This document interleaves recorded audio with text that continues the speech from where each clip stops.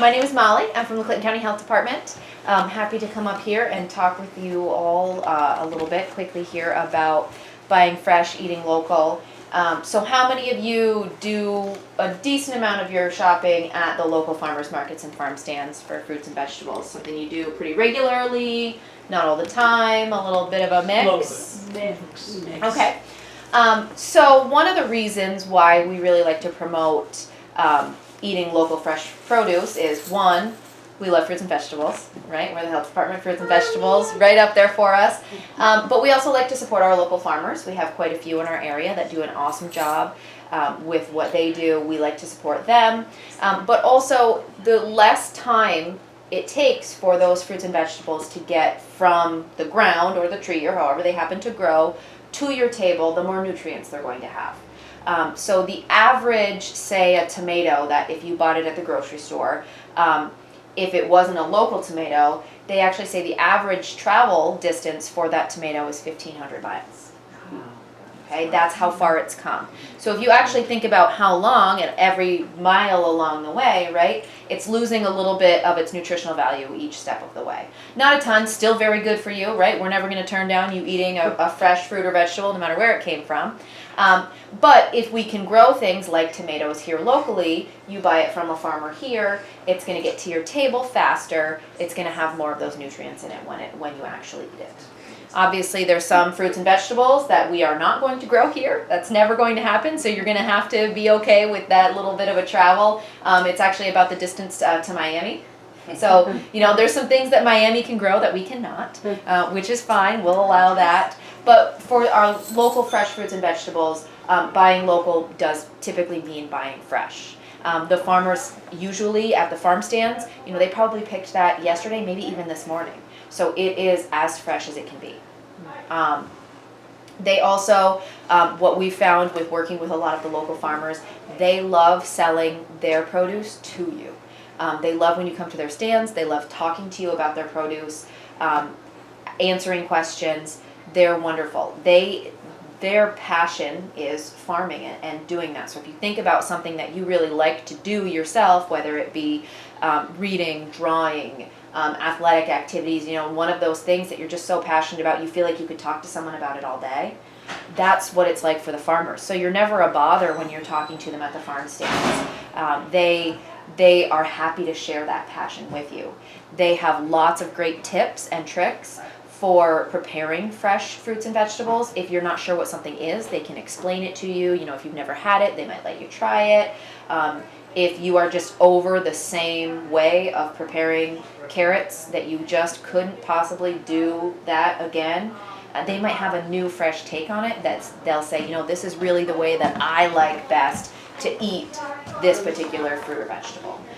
They can rattle off all of these preparation techniques and recipes just off the top of their head, and it will blow you out of this world. They are fantastic. So when you're picking your fruits and vegetables at farm stands and farmers markets, you want to look for something that looks fresh. You don't want it to have a lot of bruising, any chunks taken out of it, cuts, blemishes, soft spots, those kinds of things. And that's the case for any time you're selecting any produce. What you do want to be aware of is, especially with a lot of our fruits and vegetables that do grow on the ground, they're going to have a little bit of a discoloration on that the part that was touching the ground. That's perfectly fine. You're not going to find one that doesn't have something like that. Like if you picture a watermelon or even cucumbers, sometimes squash, right? Where it's sitting on the ground is probably going to have a little bit of a darker brownish spot. That's fine. That's normal. We're going to see that. Just because something looks a little weird, we've seen a lot of things. We've seen carrots that actually twist into each other when they're growing into the ground. They taste the same, I promise. They taste exactly the same. Don't worry too much about, sometimes it just gives it a little character. We like that, right? You're going to want to make sure that you are rinsing your fresh produce before you eat it. So just under a stream of cold water. You want it to be running water. Okay, you don't want to submerge your fruits and vegetables in water because then they're just essentially kind of soaking in all of the dirt that has come off of them. So running water is what we're looking for. All right. Cold is good. Even if you're planning to peel, say a cucumber, okay, if you're planning to peel it, rinse it under the water, give it a good scrub first before you peel it. If you don't, once your peeler touches it, right, you're moving that dirt, those germs, onto the inside by not rinsing it first, all right? I do have a few handouts here if you're interested. Some tips for buying local, eating fresh, ways to shop at the farmers market and farm stands. On the back side is actually a list of some of our more common local produce options, how to pick them, how to store them. So there's a few things that even I have learned going through this process. One of the biggest ones I'll say is apples.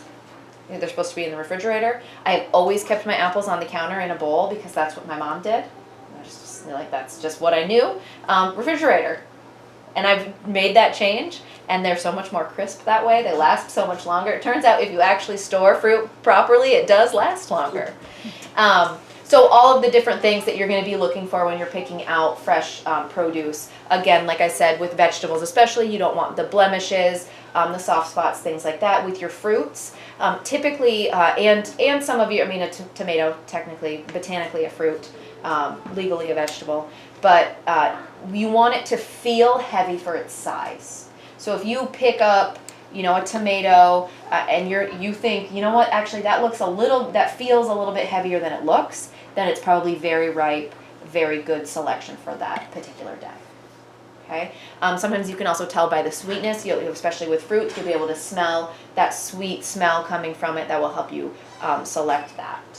Right? If you're shopping at the farmers markets and farm stands, we encourage you to get there early, right when it opens. Okay, that's when the selection is the best because they just got there, they just opened it. It's closest to when they actually harvested those vegetables. All right. Bring bags with you, reusable bags. Okay, sometimes at the farmers markets and farm stands they offer other items besides just produce. Some of them have meats, cheeses, eggs, things like that. If you are going to be purchasing anything beyond just fruits and vegetables, make sure that you put them in separate bags. We don't want to cross-contaminate with those. If the bag that you select is insulated, that's great. That's even better. So it'll keep them nice and fresh and cool in your travels, depending on along the way how much you have to do in between. All right. Any questions for me on shopping local, eating fresh? No? All right. Well, I have what we have right here. I did bring some handouts of the complete list of farmers markets and farm stands that accept farm fresh cash. I know most of you are probably planning to use it today right here, which is great. So if that is your plan, you do not need to take one of those. They're going to accept this right outside, so you'll be fine. If you don't plan on using it today, please take one of those so that you can see the different locations that you can use it. All right. These are the farm fresh cash cards that we have right here. All right. They are each worth $10, okay, of fresh fruits and vegetables. You will not get, they don't have any cash value, so you're not going to get change back. So make sure you get as close to that $10 as you can. Make the most out of it, all right? If you're thinking that you may not be able to use $10 worth of produce before it goes bad, there's a couple of things that you can do. You're going to save money and stretch your food budget if you buy things that are in season as opposed to out of season. So whatever there's a lot of right now is what's going to be the best bang for your buck. You're going to be able to get a lot of it because it is everywhere. All right.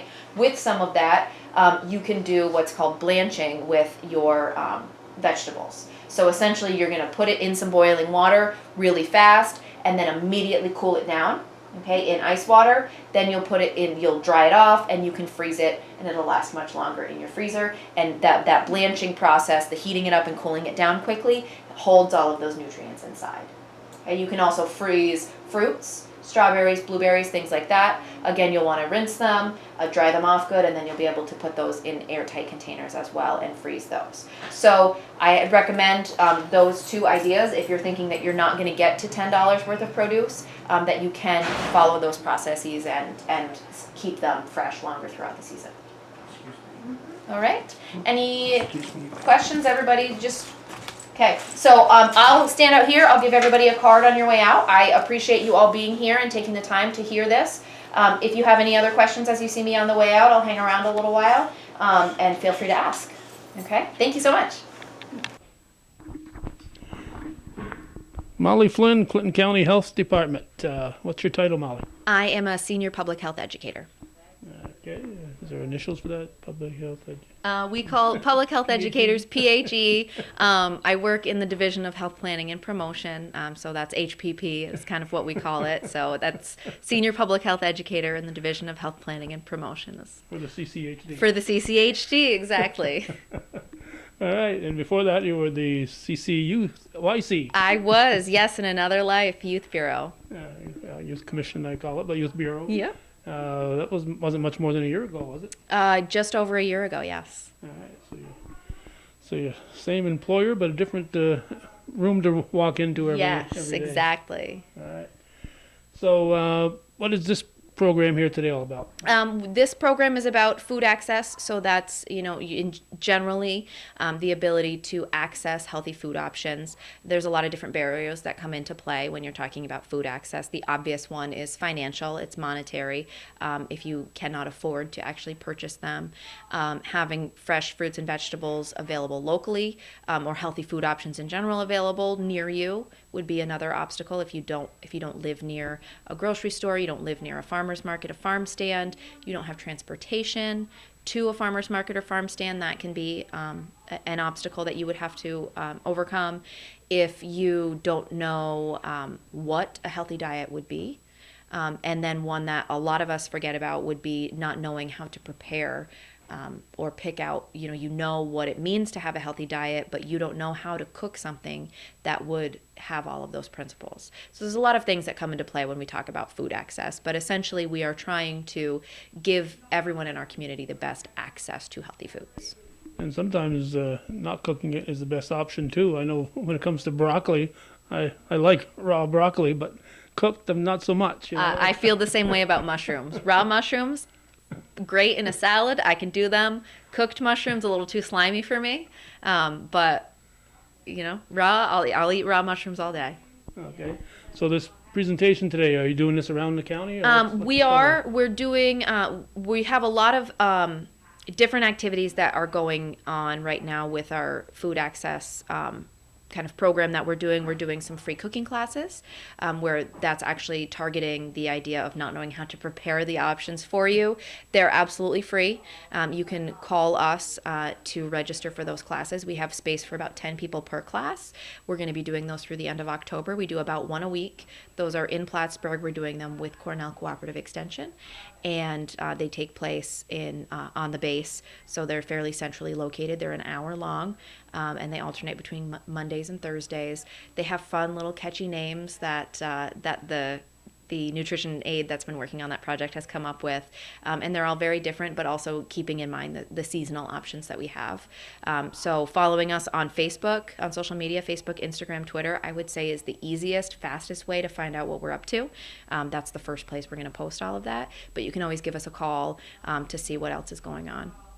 Okay, so getting to Plattsburgh isn't always an option for people. Do you ever, like today you're here in Rouses Yes, Point we are. at the Dodge Memorial Library, and something like a cooking class, you centralized it in the northern tier, Shazy, Champlain, Rouses Point, Moores, Altona. You could probably get 10 people at one time. You ever look at centralizing something like that and doing it elsewhere to make it convenient? Absolutely. This is the first time that we're doing it, so we've been learning a lot of things along the way. We're always open to that. We understand that, Clinton County is not just Plattsburgh, and that going out to the different communities makes a big difference. And I like traveling out into the different communities. I always have. I always enjoy. I thought we had a great turnout today with the group that was here. They asked good questions. I spoke with a lot of them afterwards. We were actually just here maybe about a month ago at the health fair that the Three Steeples United Methodist Church put on. We were there talking about sun safety, but we also had Farm Fresh cash cards we were distributing. I actually just came from Fidelis Family Fun Day, which again was in Plattsburgh. There is a school fall festival in NAC that we typically attend in the fall. So any big community events, you're welcome to give us a call and see if we have anyone available. We like to travel to you, answer your questions, make sure you're aware of all the different programs that we offer. We have a really wide range of programs as far as the health department goes. So we can hopefully kind of match you up. If it's not necessarily me that runs that program, I can connect you with the right person. All right. So you were asked questions as they exited the room. Any that stood out that you think the people viewing should be particularly aware of? A lot of them were about produce going bad quickly, or I've thrown away a lot of yes, fruits and vegetables oh over the yes, years. yes, absolutely. So if there were any different techniques for or ways that you can keep stuff fresh longer, there are a few things out there. There's they make fresh bags or fresh paper that essentially kind of keeps your produce fresh a little bit longer. If you're going to keep it in, say, like a plastic type bag that you may see even if you're buying it at the grocery store, typically if you poke holes in it, you let the air circulate a little bit more, that'll help it last a bit longer. The idea of air circulation really does help. If you if you have everything crammed into one shelf in the refrigerator, there's no airflow, so you're going to see those things go bad faster. So you want to spread them out, let that air circulate around. With your fruits and vegetables that you keep on the counter, instead of having a fruit bowl, if you had a fruit colander with the holes in it, that can let that air circulate through. There's also fruits and vegetables, they're ethane producing, so it's called ethane gas, and essentially what that gas does is it makes things ripen faster. So apples, ripe bananas, those both give off those ethane gases. So if you notice that you're having, say, strawberries and blueberries that are going bad quickly in your produce drawer, if you also have apples in there, that's why. So separating those ethane producers from non-ethane producers can also help with that. You can also reverse that and do it in the flip side. If you have something that's not quite ripe yet, but you're dying to eat it, especially some of our stone fruits. I've done it with avocados before, but peaches, nectarines, things like that. If you put it in a brown paper bag with an ethane producer, a really ripe banana, an apple, roll up the top of that bag, leave it to sit for a day. When you open the bag up tomorrow, it'll be ripe and ready to eat. Now, you'd mentioned apples in your presentation too, and I know from doing stories with Shazy Orchard that they actually, to store their apples, they remove the oxygen as much as they can and kind of put them to sleep at a temperature that's just above freezing.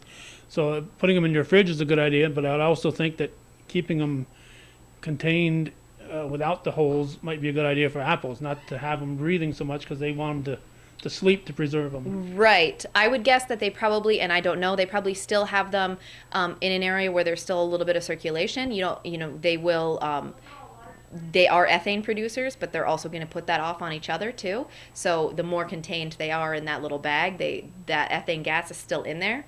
But maybe, I'm not sure, about the process and how it all works. I would assume part of that process is eliminating that ethane gas from it, to help pause the ripening, I guess. Yeah, they what they call it putting them to sleep. And that's how they're able to store them from October. Yeah. Still have them ready to ship out in March. Or Yes. whatever. Yeah. Well, tell me about these cards you're handing out. We're handing out Farm Fresh Cash cards. They've been around for a few years now, so many people have probably seen them before, used them before. But they are essentially a $10 gift card that they can be redeemed for fresh fruits and vegetables, locally grown, locally sold. We have quite a few, actually, farmers markets and farm stands that accept our Farm Fresh Cash. They can be used with other nutrition incentive programs that we have throughout the county. So WIC checks, the veterans coupons. You can use them with SNAP, with Double Up Food Bucks. Essentially, it's just an extra $10 to hopefully help out a little bit with the idea of the financials being maybe one of the barriers to accessing healthy food options. They're worth $10. You can use them anytime between now and the end of the market season, which is typically towards the end of October. It all depends a little bit on the weather, how much we can extend at the end there and kind of draw out what we have. It's a $10 coupon essentially, so you're going to want to make sure that you spend that full $10. They don't have any cash value, so you're not, if you spend 50 cents on an apple, you're not going to get $9.50 back in cash, so you might as well spend all $10 of it on your fresh fruits and vegetables. But the vendor will get the whole $10. The vendor will get the whole $10. So if you Yes. spend $1, they're going to get 10. If that's all you spent. Yes, they are, and they're all wonderful. They want you to take advantage of these different programs. It's not always easy for the farmers and the vendors to. Sometimes there's a lot of paperwork involved. There's a lot of tracking involved. So it's not always the easiest thing in the world for them to participate and be willing to accept things like this. So the more we can utilize that, the better. A lot of people think that just because there's a program out there that they're eligible for, they kind of feel like, well, I don't really need it that bad. Let's let somebody else have that money. But that's not really how it works. The more people that are using the program, actually, the more beneficial it is to the population, the community as a whole. Okay, and how's it funded? This is funded through grants right now, through our Overcoming Obstacles to Food Access grant. We have had a lot of wonderful sources for that over the years. We've had been able to offer this program for several years. We're always looking for different opportunities from different organizations, and they've all been wonderful to us over the years. So we're happy about that. Yeah, so all you taxpayers, relax. Yes. It's grant money. Yes, it is. All right, anything else, Molly, that you think is important? Just keep eating your fruits and vegetables, half your plate, fruits and vegetables. Make sure that we're getting all of our servings of fruits and vegetables every day, but also thinking about supporting our local farmers, supporting buying local, eating fresh. Again, the less travel that tomato has from being picked to going to your table, the more nutrients it's going to have. So keeping the idea in mind, eat fresh and buy local. All right, and visit that Facebook page. Yes, follow us at the Clinton County Health Department on Facebook, Instagram, or Twitter. Again, that's the fastest way to see what's going on with us. And there's a website, I assume? Yes, we also have a website. It's clintonhealth.org. And a phone number if they want to call? If you want to call, you have questions about Farm Fresh Cash, it's going to be area code 518-565-4993. All right, thank you very much. Molly Thank Flynn. you. Thank you.